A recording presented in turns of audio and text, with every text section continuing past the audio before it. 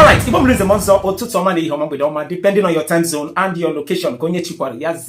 Yes, we're having a fresh new update. Mazi Nnamdi Kanu and Oya Kansi come with Alunu Kunu Sukwera Iwe Furuko Siada. The latest article that was published by Daily Post and was shared by Mazi Nnamdi Kanu's younger brother. Yakansi come with Alunu. Una Fuguka court case agar yesterday Siwega, where Omotosho actually adjourned the case to next year. While some people are carrying the rumors that Mazi Nnamdi Kanu's motion for that transfer from Sokoto to somewhere around Abuja was rejected, some people are still spreading the news, which is not right.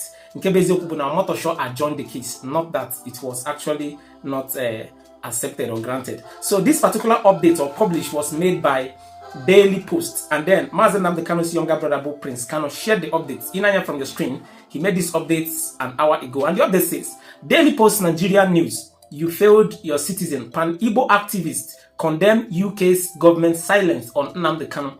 Published on 9 December 2025 by Patch Chidozie. So you know from your screen, if you know Daily Post made this post, and the headline of the post said, you failed your citizen. Pan-Igbo activist condemn U.K.'s government silence over Nnamdi Kanu. So if this particular headline put that now, the Pan-Igbo activists, a group, have actually condemn the silence of the UK government over this continuous Mazi Nnamdi Kanu's, persecution, all these things that has been happening since Mazi Nnamdi Kanu was kidnapped in 2021. So they condemn the silence of UK government. Putanaka UK government, so Mazi Nnamdi Kanu. This is the mindset of so many people who have actually noticed what is going on. Can go down to the update. The update says, a coalition of Pan-Igbo self-determination activists has condemned the silence of the United Kingdom, UK government, on the conviction and sentencing of indigenous people of Biafra, IPOB leader Nnamdi Kanu. Before I continue, Mazi Nnamdi Kanu made a statement that so many of us did not take serious in court. Kanu said, you think UK, you think Britain will tell you to jail me and you jail me? Kanu made that statement. That means he foresaw the people who are actually orchestrating all this persecution. Let me continue. The American veteran of Igbo descent, Avid Ambassadors for Self-Determination, ASD, and Rising Sun Foundation, RSF, in joint statement on Tuesday, accused the United Kingdom government of failing to protect its citizens. Kanu holds a British passport. Alright. After a trial that lasted several years, the IPOB leader was on November 20th, 2025 convicted on terrorism charges filed against him by the Nigerian government. The Abuja Federal High Court, presided by James Omotosho, which convicted the agitator, went ahead to sentence him to life imprisonment. Alright, Kanu is currently serving the prison term in the Sokoto Custodial Center of the Nigerian Correctional Service. In a statement jointly signed by Dr. Sylvester Onya, Avid, Evans Wankwo, ASD, and Maxwell Dede, RSF, the Pan-Igbo activists, berated the UK government for not intervening in Kanu's case in the same manner it has been intervening in similar situations. Titled, Public Briefing Note on the UK government's silence over the rendition, unlawful detention, and life imprisonment of British citizen Mazi Nnamdi Kanu. The statement described the silence of the British government as alarming and inconsistent. The statement said on November 20th, 2025, Nigeria's Federal High Court, per Justice James Omotosho, sentenced Mazi Nnamdi Kanu, a British citizen, to life imprisonment under a repealed law, despite a binding Court of Appeal acquittal issue on October 13th, 2022.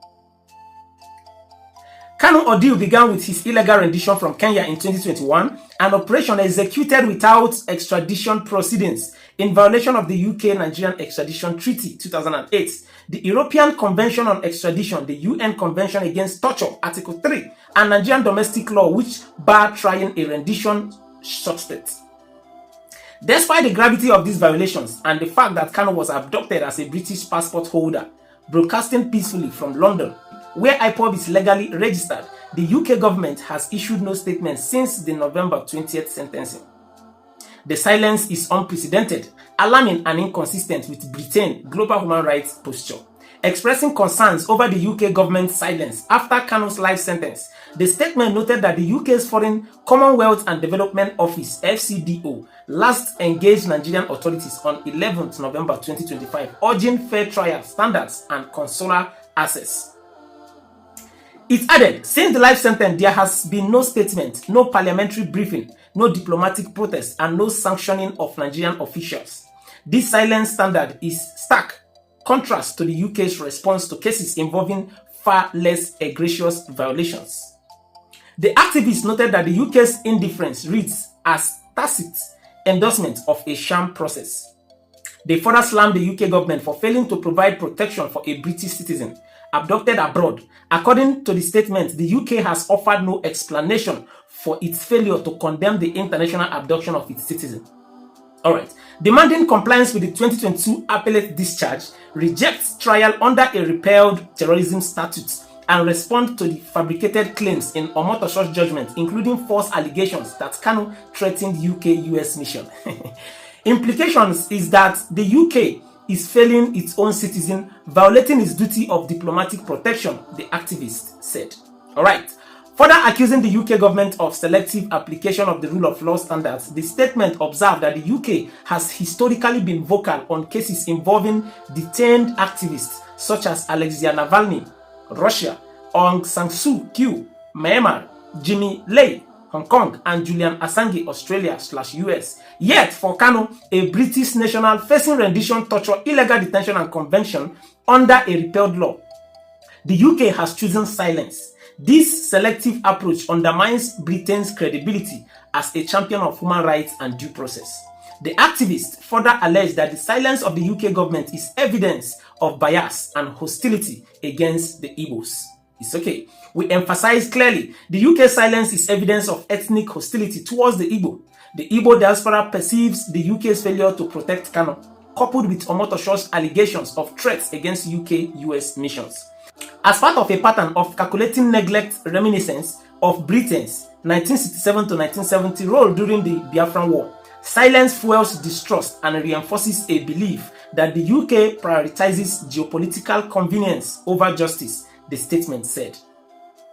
Explaining why the conviction matters to the UK, the Pan-Igbo activists pointed out that the Kanu is a British citizen and that his broadcasts from London fall under UK Free Speech Protection's Human Rights Act 1998 Article 10 ECHR. His political advocacy is peaceful, legal, and constitutionally protected in the UK. The statement noted, adding that IPOB is legally registered in the UK with company number 09862831. The UK economic interests cannot override human rights obligations. Trade volume 6.5 billion euros annually, with Nigeria do not absolve Britain of protecting a citizen facing statement persecution. The UK's global image is at stake. Silence here weakens UK moral authority in the future. Human rights cases, the statement added. The activist demands that the UK immediately issue a public statement acknowledging serious concern about Kanu's unlawful rendition and alleged trial under a repealed law. The Nigerian government refusal to comply with a binding court of appeal judgment and allegations of fabricated evidence in the judgment. They also asked the UK to demand that the Nigerian government complies with the 2022 Court of Appeal judgment, which acquitted Kanu, and also provide full consular support, including medical access and monitoring of detention conditions for the IPOB leader. Alright. Other demands are that the UK government should launch a parliamentary inquiry into its response to Kanu's rendition and ongoing detention, and review possible sanctions under the UK Global Human Rights Sanctions Regulation Magnitsky model against officials involved in the rendition, torture, suppression of court judgment, and fabrication of evidence. We reject the narrative that this is a Nigerian internal matter. When a British citizen is abducted abroad and tortured, tried under a repealed statute, denied the benefit of a binding appellate acquittal, and convicted on fabricated claims, it's becoming an international matter and a test of UK's value. The silence of the United Kingdom, custodian of Magna Carta and birthplace of modern human rights law, is deeply troubling. It sends a dangerous message that Repolitik can override the rights of its own citizens and that fair trial standards are negotiable depending on who is involved. This injustice will not be allowed to stand. Silence is complicity. Of my from Daily Post, this particular update was coming from, and the people who actually made this post are the Igbo community, those who are standing with Mazi Nnamdi Kanu, called the Avid, those who are strongly supporting what Mazi Nnamdi Kanu is doing for the freedom of the Igbo people. They have called out the UK government now that this their silence means that they cannot be silenced in the presence of persecution. They have actually speaked out when it involved other people in the past. This is history. Why is the case of Mazi Nnamdi Kanu different? Why are they keeping quiet? If I can Avid UK government, and that's asking them that they should actually come out to issue a statement. Since Mazi Nnamdi Kanu's rendition since 2021, they have been quiet. I mean, not minding that Mazi Nnamdi Kanu is a citizen of the UK government. So why are they keeping quiet? This is actually what is transpiring in this particular updating with Alun. So if you're opinion for this video, or when you watch this video to this particular length, do well to share the video. Can does always require with fear. Drop me your thoughts and your opinion as well, because this thing looks like when they orchestrated this whole thing. You watch Yaka judgment is Iwega, Ka is in a good judgment. If you go to know judge in a good judgment, be the judgment. If that's now, there is a handwriting that so many of us are not reading through. And that is why Avid has actually come out to call out the UK government concerning this, their silence on Mazi Nnamdi Kanu's case. Share your thoughts and share the video. Can do that way for prayer. See you guys in my next video. Yeah, guys,